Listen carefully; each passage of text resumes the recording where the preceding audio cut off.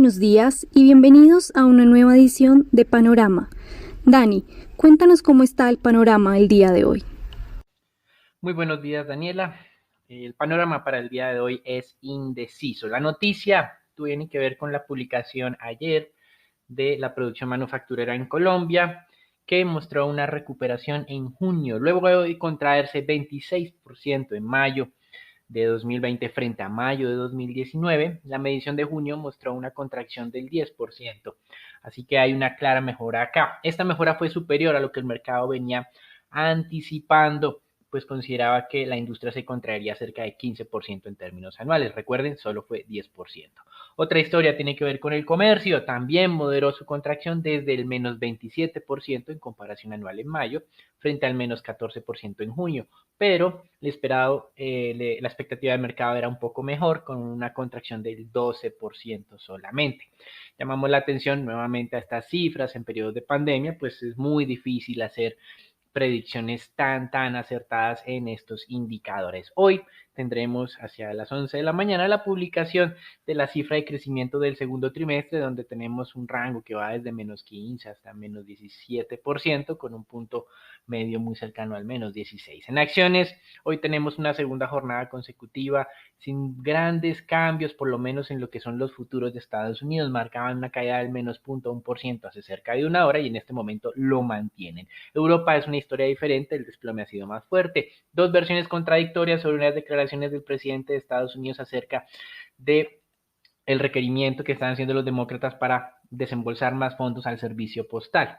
Por un lado, dicen que en Fox News, y esto está reportado en el Washington Post, que es adversario del presidente Trump, obviamente, reporta que declaró explícitamente que se oponía a más fondos para el servicio postal para, de alguna manera, entorpecer las votaciones de noviembre y de esta manera afectar las posibilidades de que sea derrotado por Biden o que Biden sea elegido y de esta manera mejorar su probabilidad de reelección.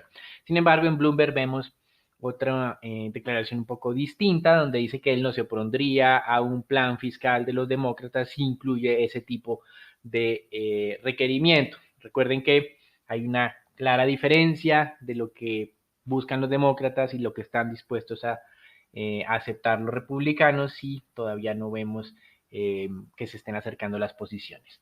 Recuerden que este fin de semana en teoría tendríamos una conversación entre los equipos negociadores de Estados Unidos y de China en términos comerciales. Y más importante que los números que nos muestran que no se está cumpliendo con el acuerdo fase 1, aunque como mencionábamos hay temas de fuerza mayor como la pandemia, el presidente de Estados Unidos ya tomó partida y afirmó que los chinos están comprando masivamente productos agrícolas estadounidenses. Es decir, que más importante que las cifras no lo validen, la opinión de Trump es lo que vale en este momento. Y pasando a China, ayer en la noche en Colombia, pues en la madrugada hora de China, se dieron cifras o se publicaron cifras correspondientes al mes de julio sobre la producción industrial y las ventas minoristas. La producción industrial estuvo un poco por debajo de lo esperado en términos de crecimiento, fue 4.8%, el mercado esperaba 5.2%. Tal vez lo más relevante tiene que ver con las ventas minoristas, continúan en contracción 1.1%, si bien es cierto la contracción se moderó ya frente a lo que se venía presentando, el mercado esperaba estabilidad o estancamiento en estos indicadores frente a lo que era el año pasado. Así que los programas de estímulo del gobierno han logrado, desde el punto de vista de infraestructura, impulsar la industria, pero no han logrado mejorar la confianza de los consumidores de manera notable, quienes todavía están comprando menos que lo que hacían hace un año. Frente al tema de la pandemia, tal vez es interesante retomar una encuesta que está reportada en Bloomberg de 146 grandes compañías en Nueva York. Se concluyó que solo el 26% de estas compañías, o más bien que solo el 26% de la mano de obra de estas compañías retornaría a las oficinas para cierre de año, mientras que hasta este momento solamente el 8% de la mano de obra ha regresado. Y en esta misma encuesta se mencionaba que casi más bien el 28% de estos encuestados ni siquiera han empezado a esbozar planes de retorno a las oficinas. Pasando al tema de divisas, el dólar con un rango estrecho de negociación durante el día de hoy, muy parecido al de ayer. El índice de X ya está en 93.2, el índice de la ASI en 42.5. Recordamos que el pasado miércoles 12 de agosto el indicador LASI marcaba nuevamente una tendencia bajista con posible objetivo de 40.2. Ayer lo mencionábamos, una caída de más del 5% en el valor de las monedas de América Latina. Con respecto a materias primas, recuerden que ese 5% es la caída esperada. Todavía no se ha visto ese desplome en los mercados. Pasando al tema de materias primas, más allá del embargo, en teoría, que estuvo realizando Estados Unidos sobre una embarcación iraní que estaba llevando combustibles a Venezuela, ha llamado la atención una cifra sobre la demanda de petróleo de China durante el mes de julio, que descendió cerca de 200,000 barriles frente a lo reportado en junio. Entonces, en junio se habían adquirido cerca de 14 millones de barriles día, mientras que en julio fue de 13.8 millones de barriles día en China. Hoy el petróleo amanece cerca de 30 o 50 centavos por debajo de lo que teníamos el día de ayer. No es un retroceso muy grande, sigue estando muy cerca a los máximos recientes. Tenemos un WTI en 42 con 10 centavos el barril y un Brent de 44,75. Recuerden que ayer teníamos 42.20, 42.5 para WTI y para Brent 45.20, 45.50.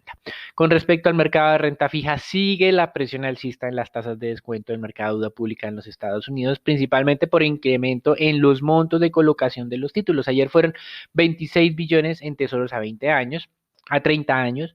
La próxima semana tenemos colocación a 20 años.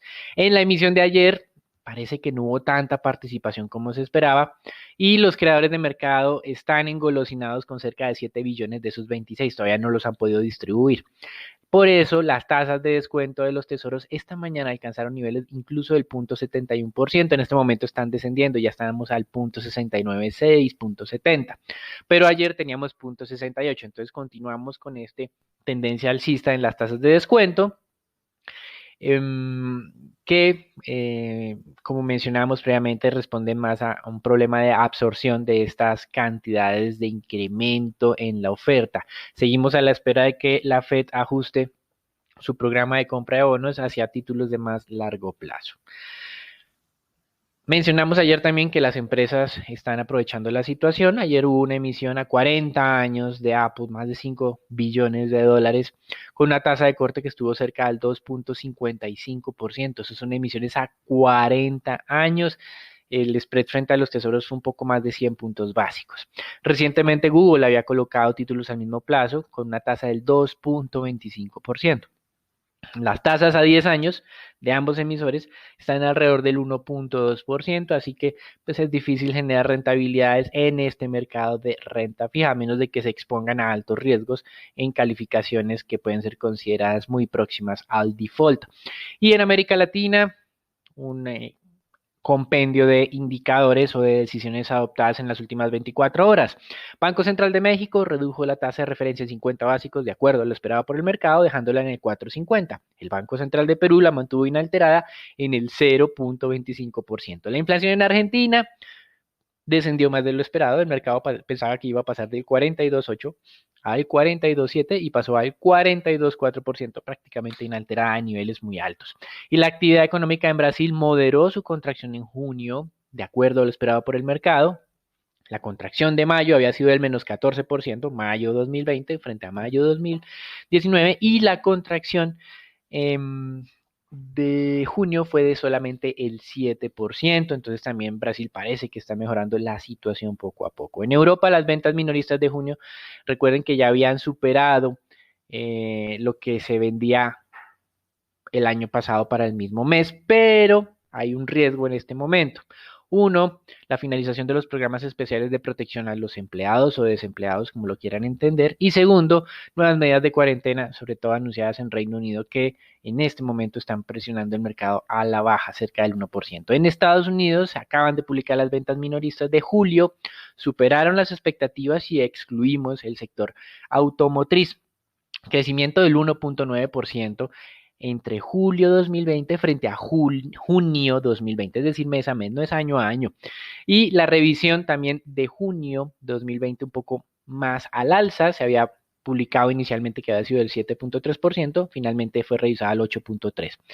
Como es normal, otro indicador en Estados Unidos, la productividad laboral aumenta en tiempos de crisis porque hay menos empleados, tratan de producir lo mismo o más y el mercado anticipaba un crecimiento cerca del 1.5%, pues esta productividad creció 7.3%, por eso algo anda mal en estos indicadores, porque el mercado laboral tendría que haberse desplomado más para explicar este incremento de la productividad en tiempos de COVID. Esto es todo por el día de hoy. Recuerden, una jornada muy plana en términos generales.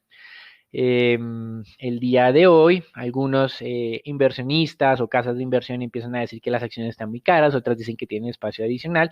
La verdad es que los analistas en general han venido revisando al alza sus precios objetivo y niveles objetivos para el índice Standard & Poor's 500. Los dejamos entonces con Sharon, Daniela, Nicolás y Raúl para la información del mercado colombiano.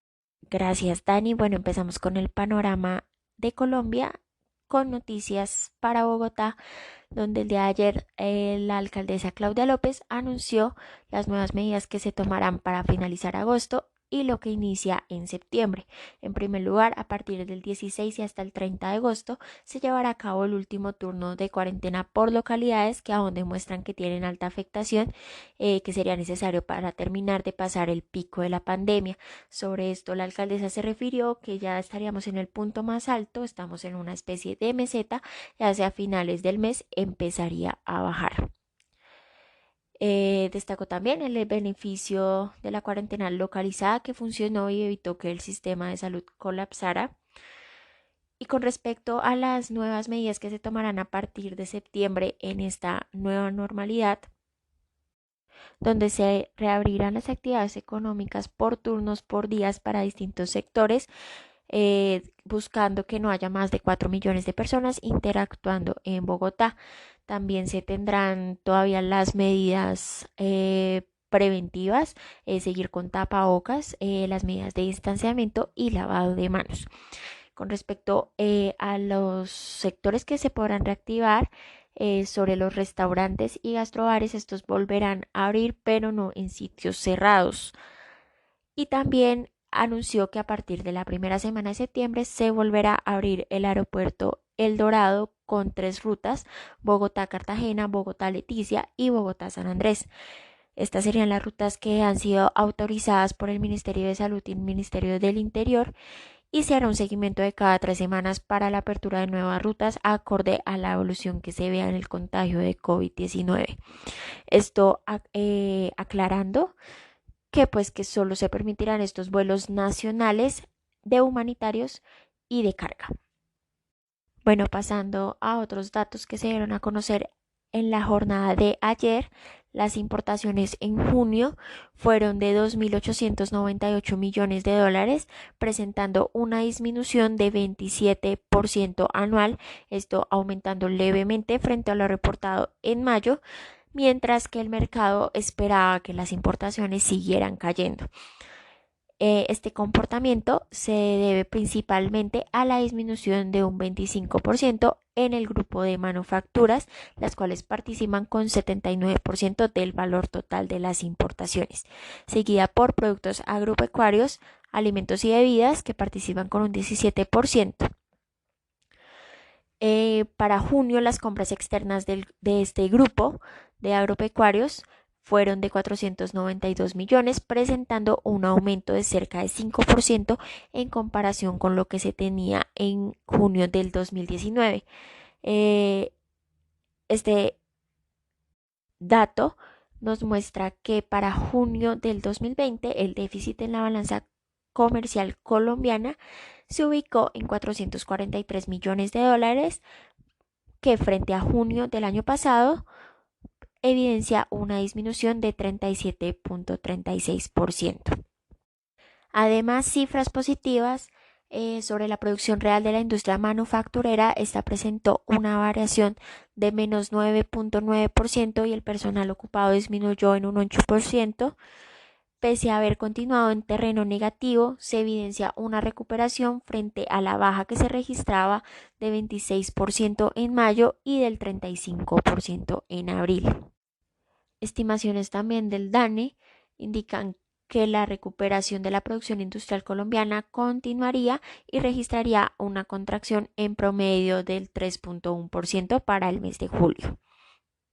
De las 39 actividades industriales representadas por esta encuesta, 30 registraron variaciones negativas, donde la que presentó una mayor variación de negativa de 26,9% fue coquicación, refinación de petróleo y mezcla de combustibles.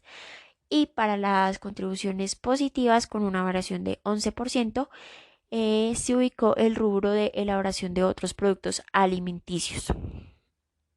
Y con respecto a las ventas minoristas, estas se contrajeron en un 14% con respecto al mismo mes del año anterior, y aunque el mercado esperaba un indicador un poco menor, igual se sigue evidenciando una recuperación de este indicador, dado que en mayo las ventas minoristas ya habían caído un 26,8%.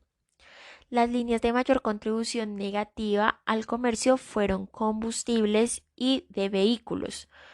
Excluyendo estas variaciones negativas, la contracción que se hubiera visto en las ventas minoristas habría sido de un 6%. Rápidamente, datos de el recaudo bruto de los impuestos administrados por la DIAN. Estos para los primeros 7 meses del año suman 88 billones de pesos, reflejando un cumplimiento de la meta redefinida como resultado del marco fiscal de mediano plazo de 101%, lo que representa 1,3 billones más de la meta. El 85% del total recaudado correspondió a los tributos internos, que aportaron la suma de 75,5 billones, mientras que el saldo restante corresponde a ingresos por tributos relacionados con el comercio exterior. Específicamente para el mes de julio, el 67% de los ingresos proviene del recaudo de las retenciones en la fuente a título de renta y del impuesto a las ventas, aportando cada uno entre un 34% y un 32% respectivamente. Estos datos mostrando una leve recuperación frente a los meses anteriores, que fueron más afectados por el aislamiento causado por la pandemia. Y para finalizar, noticias sobre lo que va de EPM.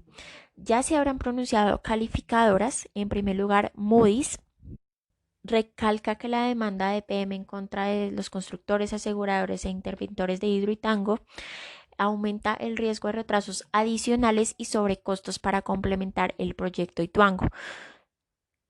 Adicionalmente, según la calificadora, la renuncia a la junta directiva resalta la débil estructura de gobierno corporativo y mayor exposición a riesgo político.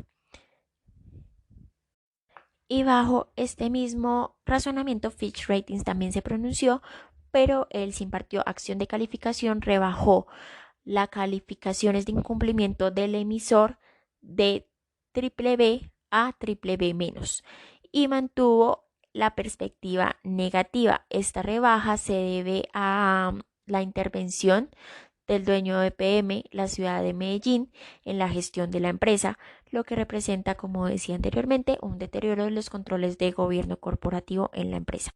Esto sería todo por las noticias importantes para Colombia. Los dejo con Raúl con noticias del mercado accionario local y reporte de resultados. Muchas gracias, Dani, por parte del mercado accionario local. El Colcap el día de ayer siguió ganando valor, favorecido principalmente por un mayor apetito por las acciones colombianas. No obstante, no logró vulnerar los 1.150 puntos, los cuales hay que monitorear el día de hoy. Cabe recordar que hay que seguir de cerca el dato de crecimiento en Colombia. A su vez, los volúmenes se mantienen relativamente bajos. Se negociaron 66.000 millones de pesos, donde la acción más negociada fue, el ETF y Colcap con 14.000 millones. La más valorizada fue Grupo Sura con un 3,1% y la más desvalorizada fue Ecopetrol con un 2%. Por el lado de noticias, habían cada conocer que está a la espera de la aprobación de la Corte para recibir una financiación bajo la modalidad Debtor in Possession o DIP por cerca de unos 1.200 millones de dólares, donde se pondría como garantía su participación en Life Miles. Por el lado de resultados, consideramos los resultados de Grupo Argos como negativos, inferiores a lo esperado por el mercado, donde el destacable comportamiento de Celsius y la estabilidad en Cementos Argos no lograron compensar el débil trimestre de Odinsa, afectado principalmente por la restricción ante la pandemia, impactando su segmento de aeropuertos. Los ingresos decrecen un 13% año a año, donde todos los segmentos mostraron caídas ante las medidas restrictivas, excepto el sector inmobiliario, donde Pactia firmó 2 de los 5 contratos de compraventa en Puerto Colombia. No obstante, la filial con peor desempleo fue Odinsa, impactado altamente por esas medidas de restricción, afectando tanto a OPA y a Equiport ante el cierre de aeropuertos en Colombia y en Ecuador. Sin embargo, se observaron mayores eficiencias operacionales, donde los gastos operacionales cayeron en 14% año a año en diferentes segmentos, sopesando también este impacto ante la coyuntura actual. El EBITDA consolidado muestra contracciones del 15% año a año, aunque sopesado por un mejor comportamiento de Celsia y Pactia.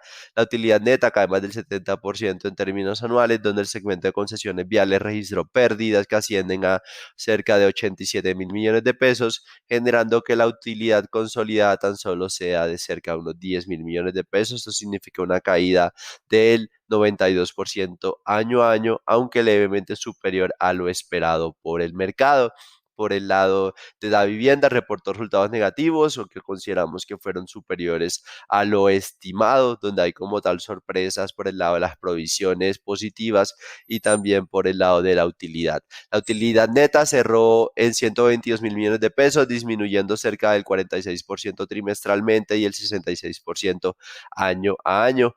El impacto de gastos por provisiones por 979.000 millones de pesos explicó la mayor parte de esta caída, el cual representó un incremento del 58% año a año, aunque tan solo del 11% trimestralmente. Sin embargo, una recuperación de los ingresos por inversiones ante esta recuperación de los mercados financieros, teniendo en cuenta el rally como tal de los títulos de renta fija en Colombia, significaron incrementos del NIM de inversiones del cerca del 43,5% año a año y del 100% trimestralmente, que compensaron parcialmente el crecimiento de los ingresos por cartera. De esta manera, el DIM 12 meses se ubicó en 6,29%, manteniéndose muy estable frente al primer trimestre del año y una caída de 23 puntos básicos en términos anuales. Por parte del crecimiento de la cartera bruta, esta mantuvo el buen comportamiento, creciendo un 20% año a año y manteniéndose estable frente al 1T20, donde solo se evidencia un impacto en la cartera de consumo, la cual disminuyó levemente tan solo un 2,3% trimestralmente. Los indicadores de calidad y cartera continuaron disminuyendo 43 puntos básicos frente al trimestre anterior, ubicándose en 3%, explicado principalmente por los alivios otorgados y las prórrogas frente a la coyuntura actual. Así como, sin embargo, los castigos fueron menores en 12,7% frente al 1T20.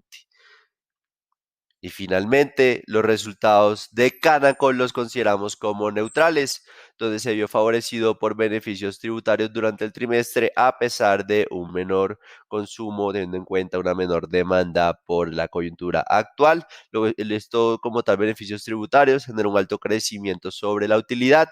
Los ingresos crecen un 21% año a año, impulsado principalmente por una expansión de las ventas contractuales de gas natural licuado del 26% ante la entrada en operación del gasoducto. Sin embargo, se observan contracciones en términos trimestrales por una reducción de la demanda ante la pandemia, principalmente del sector empresarial. No obstante, este crecimiento se vio limitado por un incremento en mayor proporción de los gastos operacionales del 33% año a año, teniendo en cuenta que la producción fue menor, pues la dilución como tal de estos costos se dificultó un poco más. Esto genera una contracción del margen operacional de 518 puntos básicos año a año.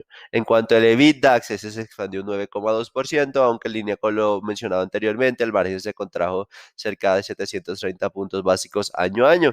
No obstante, los gastos financieros decrecieron un 14% en términos anuales por intereses causados de cerca de $1 millón canadienses, lo cual favoreció la utilidad antes de impuestos, la cual creció el 15% en términos anuales. De igual forma, la compañía canadiense tuvo un saldo a favor de impuesto diferido de cerca de $11,6 millones canadienses, lo cual impulsó la utilidad neta ubicándose en $17,7 millones canadienses, lo cual generó una relevante expansión del margen neto de hasta de un poco más de 2.500 puntos básicos año a año. Bueno, Nico, cuéntanos cómo amanece el dólar el día de hoy. Buenos días, Raúl. Soy Nicolás de Francisco y vamos a hablar del dólar. En la jornada de ayer, el volumen transado fue de 1.140 millones de dólares, un 37% más que en la jornada inmediatamente anterior, para tener una tasa de cierre de 3.771 pesos con 0 centavos, donde el peso se desvalorizó 36 puntos básicos frente a la divisa estadounidense. El precio medio de la jornada fue de 3.766 pesos con 44 centavos, el mínimo de 3.751 y el máximo de 3.776 pesos. Para el día de hoy esperamos tener soportes alrededor de los 3.760 y 3.750 pesos y resistencias hacia los 3.780 y 3.790 pesos. Los dejo con Sharon para los temas de renta fija.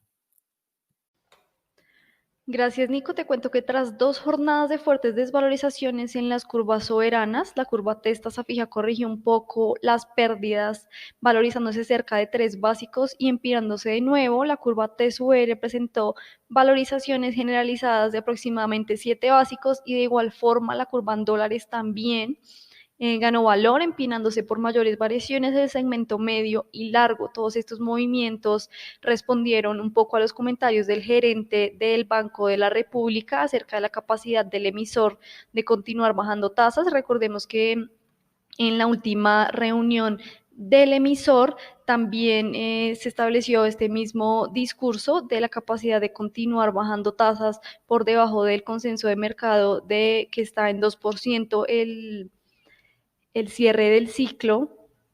Sin embargo, la sorpresa inflacionaria de este mes le dio un poco de contrarreste a este discurso del banco, pero de nuevo el gerente vuelve a mencionar acerca de esta capacidad de continuar bajando las tasas incluso por debajo de este 2% que es la media del mercado. Siguiendo entonces estos movimientos, los test del 24 se valorizaron 5.5 básicos, cerrando en 3.66% y ubicándose sobre su media móvil de 50 días. De igual forma, los test del 28 corrigieron 5 básicos y se ubicaron sobre su media móvil de 20 días de 5.25%. Por el lado de deuda corporativa, en niveles superiores al promedio del último mes, se negociaron cerca de 7.000 millones a través del sistema transaccional y aproximadamente 763.000 millones por registro. Las transacciones se concentraron en tasa fija en plazos inferiores a 1 año e IPC en plazos inferiores a 2 años. El día de ayer, ISA emitió 300.000 millones de pesos en bonos verdes de deuda pública interna, recibió demandas por 760.000 millones de pesos, 2.53 veces el monto ofertado inicial. La referencia a tasa fija a 9 años cortó a 6.33% y la tasa fija en VR a 20 años en 3.67%. El día de hoy, el movimiento de la jornada estará marcado por la publicación del dato de crecimiento del segundo trimestre del año, que entonces nos mostrará lo que fue por mucho el peor trimestre en cuanto a actividad económica en la historia del país. Gracias por escucharnos y no olvides conectarte a diario para conocer el panorama del mercado. Buen día y hasta la próxima.